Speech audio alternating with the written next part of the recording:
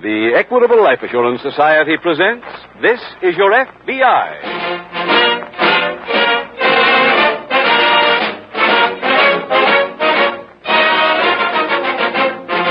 This is Your F.B.I., the official broadcast from the files of the Federal Bureau of Investigation. Presented transcribed as a public service by the Equitable Life Assurance Society of the United States and the Equitable Society's representative in your community.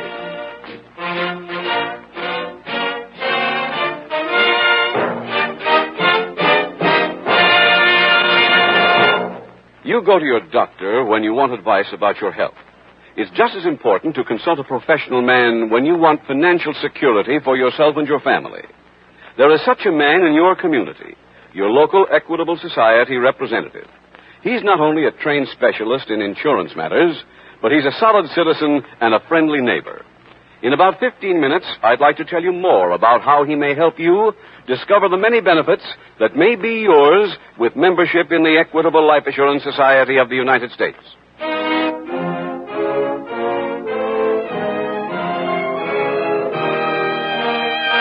Tonight, the subject of our FBI file, impersonation. Its title, The Baby Peddlers.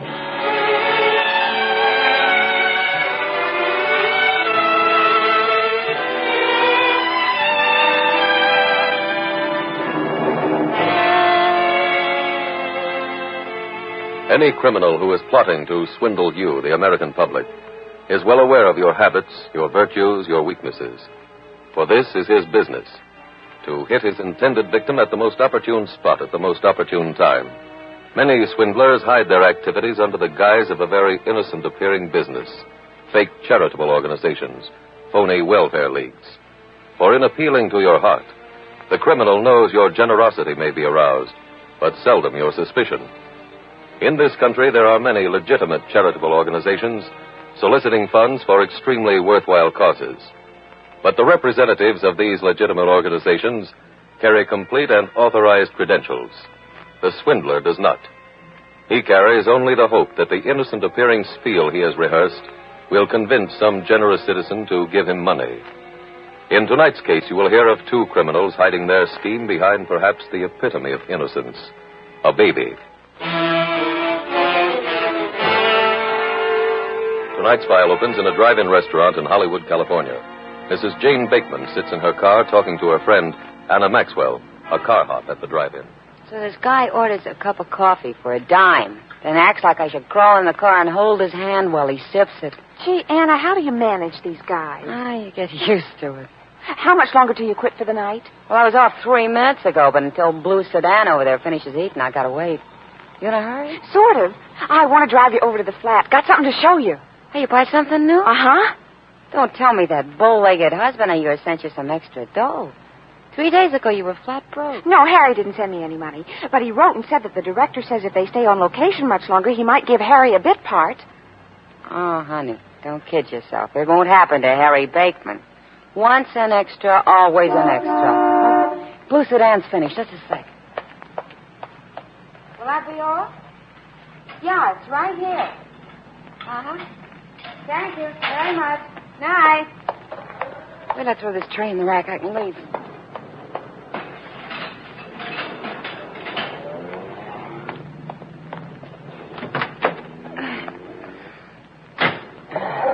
Phew.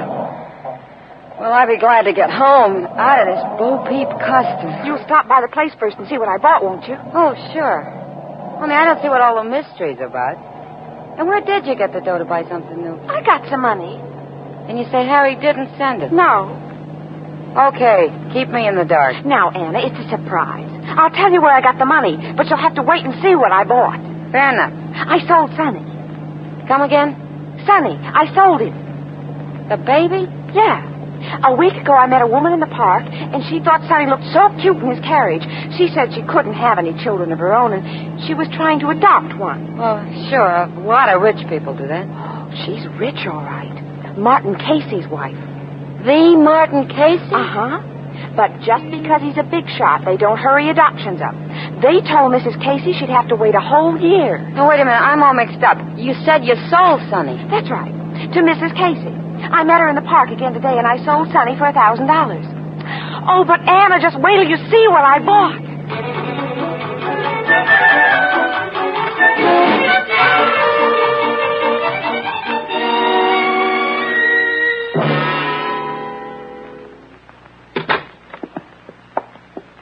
Well, I don't see anything new.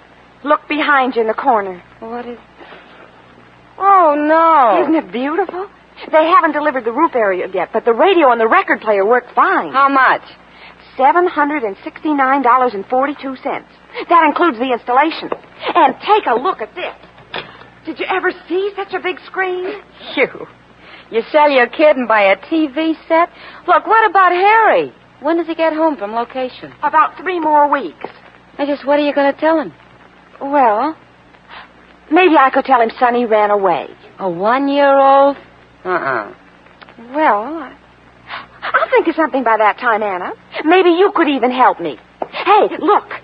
It'll work even without the aerial. Look at that screen. I don't see a thing. Look at the size of it. It'll warm up soon. There. Wouldn't you know I'd get a Western? Maybe you'll see Harry ride by with a posse. All right, I'll turn this down. Never mind. Hello? Oh, yes, read it, please. Oh? No, never mind sending it over. Thank you.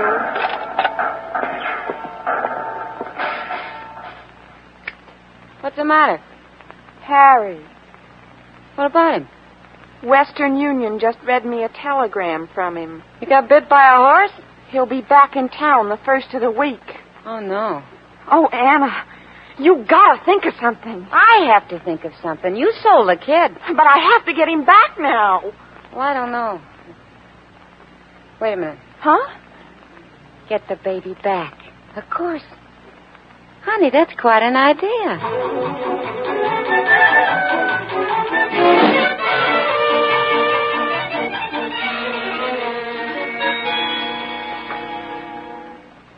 Yes, Morgan. I've known all along you and Catherine were seeing each other. I've even been... Okay, cut it. That's okay, Martin. We'll make a pickup. Now, the line is, I've even been thinking of calling you in for a chat myself. You got it? Oh, yes. I'm sorry. Oh, just relax, boy. Georgie, wipe off Mr. Casey's forehead. It's getting a little shiny. Lou, can we shoot another take without a reload? Good. Okay, here we go, folks. Georgie, get out of there. And roll 'em. Scene 14, Boston, take 2.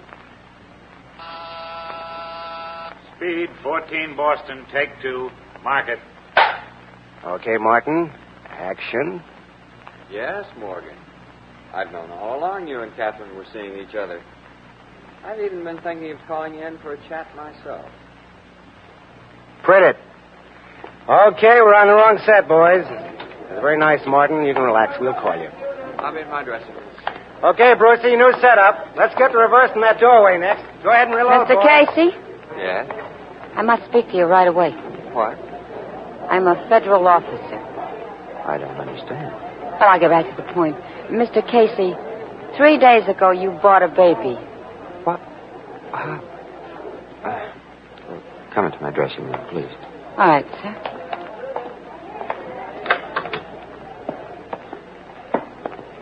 Now then, Miss...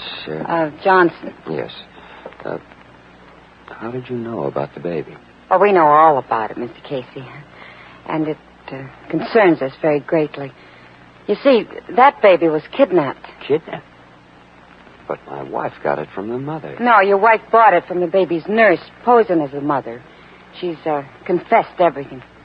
That's how we found out you had the child. I don't know what to say. Oh, Mr. Casey, I do sympathize with you, but steps must be taken, you know. Go on, please.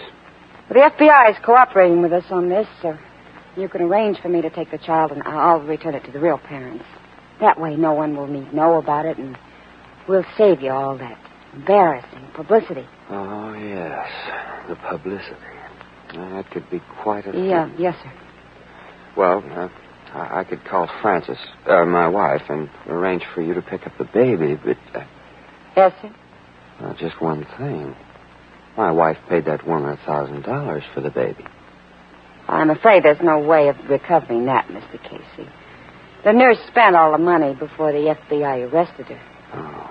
And, now, if you please call your wife. I am in a hurry. I promised the real mother her baby would sleep in its own bed tonight.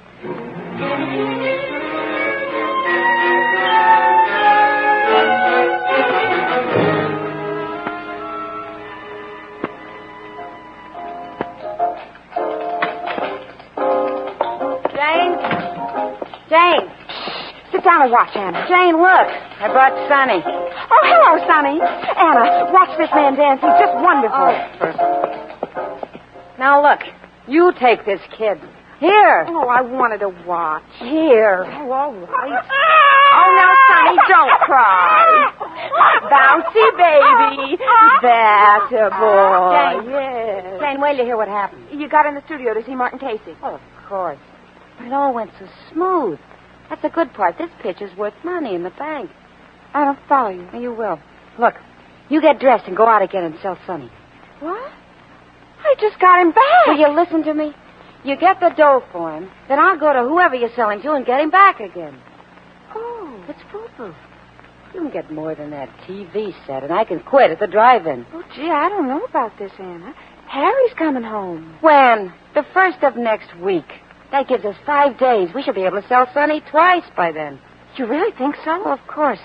Now, look. You know that orphan home over by La Brea? Yeah. Well, the first thing in the morning, you take Sonny in his little cart and walk near that main building. When you see anyone coming out, pass him and let him see Sonny. You know what to do from there. Sure. You really think it'll work, huh? Well, if it'll work once, it'll work again.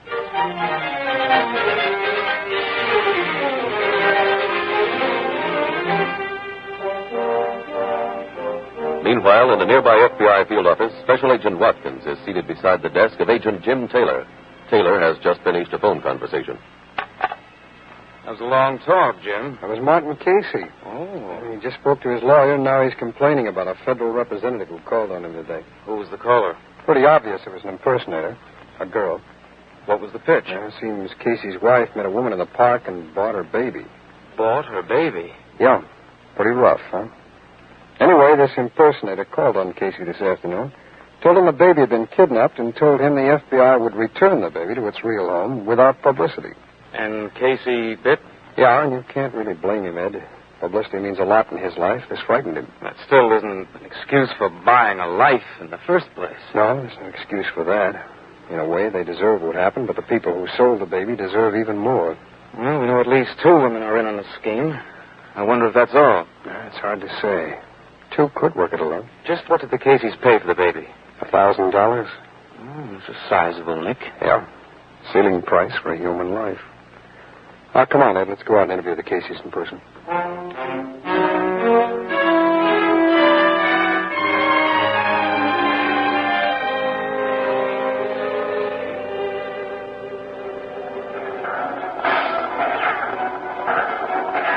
Jane!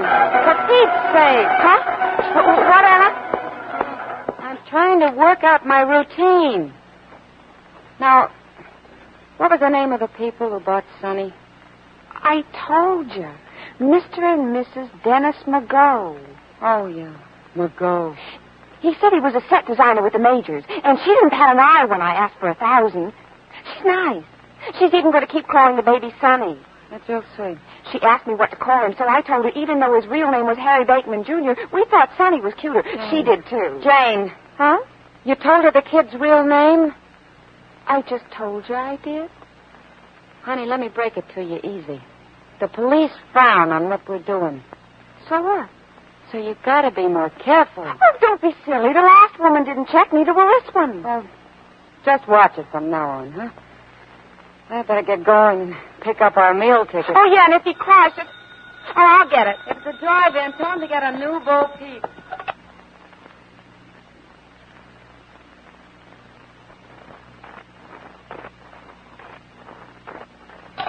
Hello? Hello, honey. Guess who? Oh, no. Decided to fly back. Nothing but the best. Harry, where are you? I'm at the airport. Kiss Sonny for me, and I'll be home in half an hour. Bye. Bye, Harry. Anna. I'm thinking. He'll be home in half an hour. Jane, how much of this junk in this flat do you want to keep? Well, just some clothes and the TV set. Oh, forget the set. Pack your clothes. Quick. Anna, I can't leave the set. It costs so much. Okay, we'll have the cab driver loaded up, only we've got to hurry. Come on, I'll help you pack.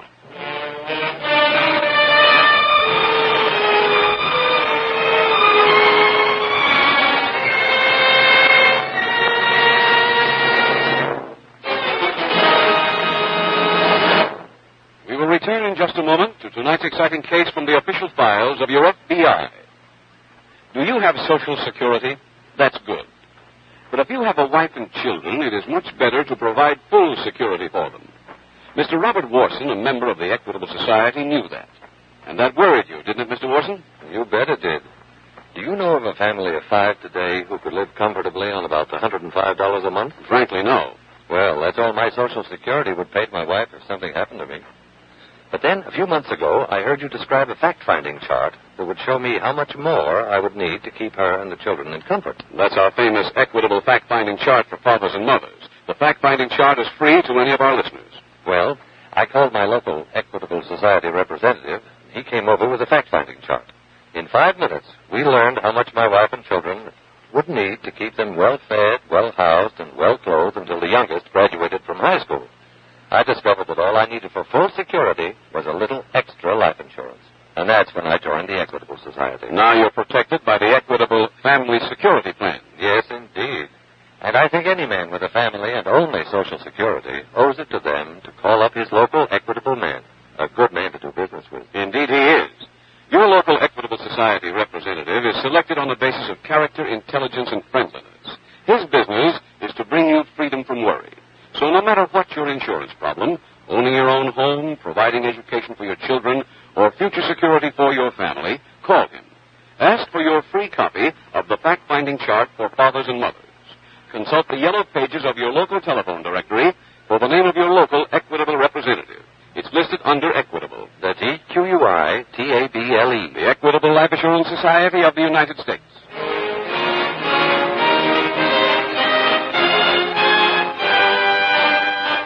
And now back to tonight's FBI file, The Baby Peddlers.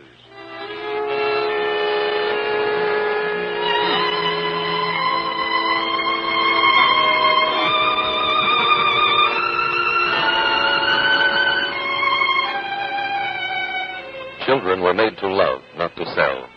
A child brings into a home a foundation, the foundation of a generation to come. There are many kind, generous persons who wish a child in their home. These people wish to spread their security to an insecure little human being. However, because there are so many families who seek a baby, the process of adoption often takes more than a year. If you are one of the persons on the long waiting lists of the adoption agencies, we ask you to remain patient. Do not seek a black market baby. Do not leave yourself open to the cunning, depraved mind of the criminal and his scheme to hurt you through the happiness you seek. Remember, it is not legal to buy a human being. There are many written laws against it. There are even greater unwritten laws against it. Tonight's file continues in the FBI field office. Special Agent Taylor has just returned from investigating another complaint. He finds Agent Watkins waiting for him. Anyone call while I was out, Ed? No calls, Jim. You get the whole story from Mr. and Mrs. McGough? Yeah, practically the same as it was with the Caseys. Description fits the girl as being the same, and she again posed as a federal officer. They take the McGoughs for $1,000, too? With no trouble at all. Mrs. McGough was a little smarter, though, when it came to giving up the baby. Well, what happened? Well, when she was told the baby had to be returned, Mrs. McGough didn't believe the impersonator. Said she wanted to call this office and check. Good for her. Impersonator said that would be all right with her, and when Mrs. McGough turned for the phone, she was slugged from behind. Then our gal grabbed the baby and ran, huh? Yeah, that's it. But we have more to work on this time. How's that? Well, when the McGoughs brought the child, their mother or nurse or whoever she really is told her the child's name was Harry Bateman, Jr., and that's not all. Go on. She also said the child didn't have anyone to play with, and that's why she was selling him. Said his daddy worked in pictures, was gone a lot, but she had to work. Jim, you know that could have easily been a story. I don't think it was, Ed. Why? I checked with Central Casting. They have a cowboy extra registered with them. His name is Harry Bateman.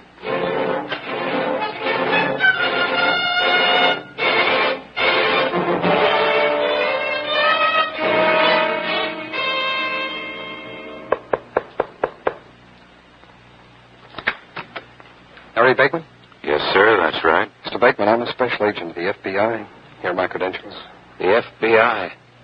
Something's happened to Jane and Sonny. What is it, mister? What's happened? Take it easy, Mr. Bateman, please. May I come in? Oh, sure. Thanks. I've been going near crazy just waiting here. I called Jane, told her I'd be here. What happened, mister? I haven't seen your wife and son, Mr. Bateman. I'd like to question you about them, though. Now, you say you called and said you'd be here. Where were you, sir? Well, I've been in Montana on location with a movie. I just got in a few hours ago. I called Jane. I figured she'd wait here. I see. Now, is your wife short and blonde, and is your boy called Sonny? Yes, sir, that's them. What about a tall, red-haired girl? Would you know who that might be? Well, sure, that's Anna. Anna Maxwell. She's a friend of Jane's. I see. Anna Maxwell. Mister, why are you writing all this down? You know where my family is? No, sir, I'm afraid not.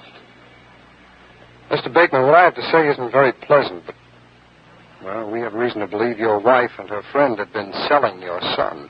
What? They've been selling your boy to couples who want children. Then they go back and trick the victims into giving the child back to them. Mister, you're mistaken, that's for sure. Jane wouldn't. Mr. Bateman, do you mind if I look around? Maybe we can find a lead as to where they've gone.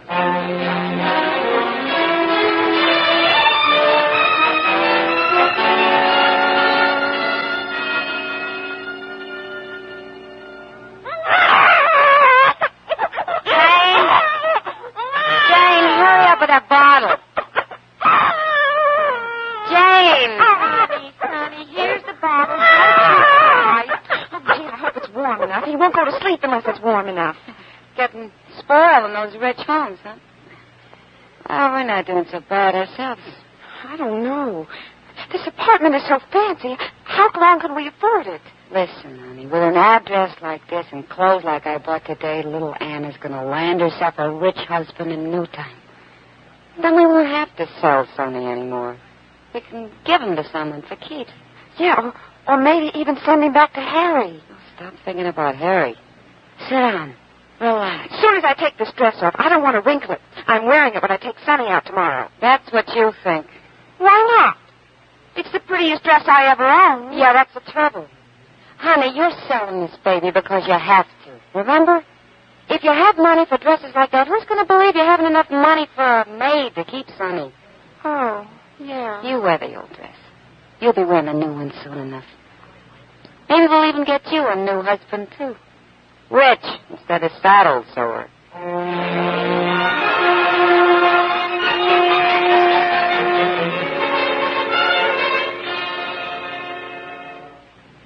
How'd you uncover it? Well, I checked the milk company that used to deliver milk to the Batemans. Yeah? She didn't order it delivered anywhere else. Well, that figures. She can pick me up anywhere.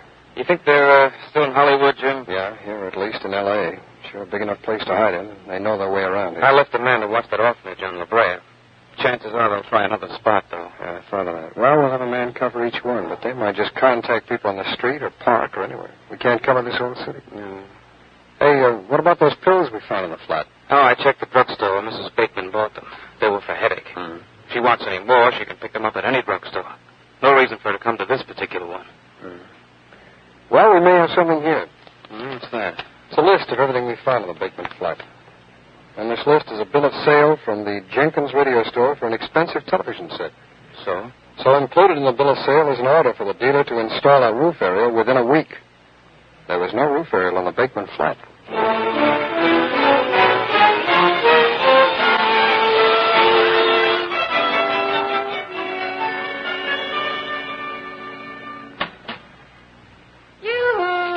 Not so loud. Sonny's asleep in the chair. Oh. Where have you been? What are you all dressed up for? You like the dress? Well, listen to this. I go out and I rent a snazzy convertible, see?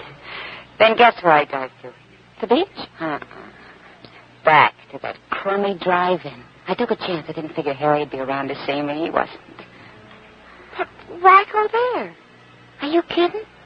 After all the nights I slaved in that place for chicken feet, I pulled in, I honked the horn, and I ordered the best meal in the place. Was it good? I don't know. I didn't eat it. I called for the manager and told him to take it back. And I drove off. Gee, I bet you had fun. Hey, where are all those drapes pulled back? Oh, I just had the roof aerial installed. They put it in down through there this morning. The set plays real well. And... Oh, we need a sign on that door. You quiet, Sonny. I'll get it. Now, Sonny, stop crying. Anna Maxwell? Well? Are you Anna Maxwell? Yeah, but just who are you? I'm very busy. I'm aware of your activities, Miss Maxwell. I'm a special agent of the F.B.I. Here are my credentials. Anna, who is it? You better come here, Jane. This gentleman is... Get up! Anna, what... Oh, mister, where'd you go? Running downstairs where a friend of mine will help her into a car. Shall we join them, Mrs. Bateman?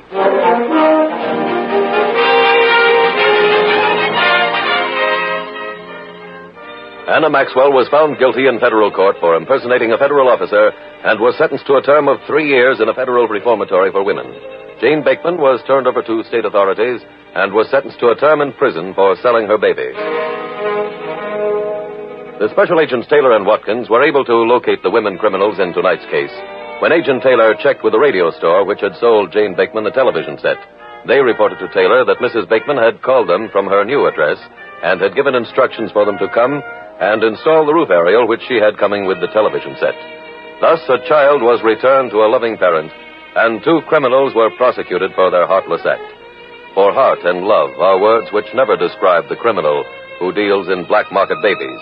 And with relentless energy, your FBI tracks down these men and women who violate federal laws within its jurisdiction and put souls up for sale. It is the duty of the Federal Bureau of Investigation, within the limit of its jurisdiction, to protect and safeguard all citizens at all cost.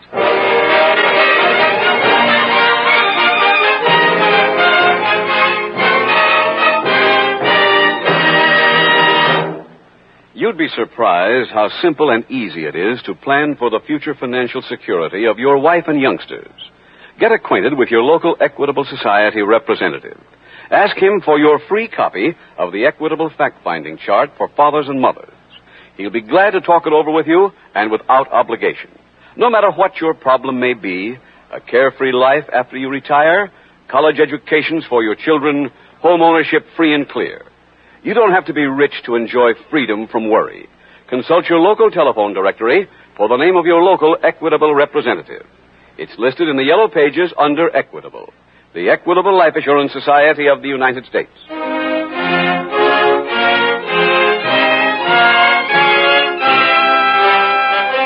Next week, we will dramatize another case from the files of the Federal Bureau of Investigation.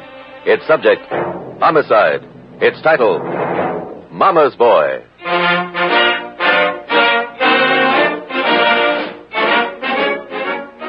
The incidents used in tonight's Equitable Life Assurance Society's broadcast are adapted from the files of the Federal Bureau of Investigation.